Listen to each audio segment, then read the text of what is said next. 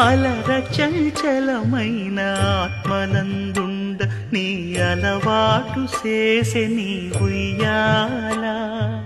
అలర చంచలమైన ఆత్మలందుండని అలవాటు చేసే నీ ఉయ్యాల పలుమారు ఉచ్ఛ్వాస పవనమందుండ నీ భావంబు తెలిపే నీ ఉయ్యాల పలుమారు ఉచ్ఛ్వాస పవనమందుండని నీ భావంబు తెలిపే నీ ఉయ్యాల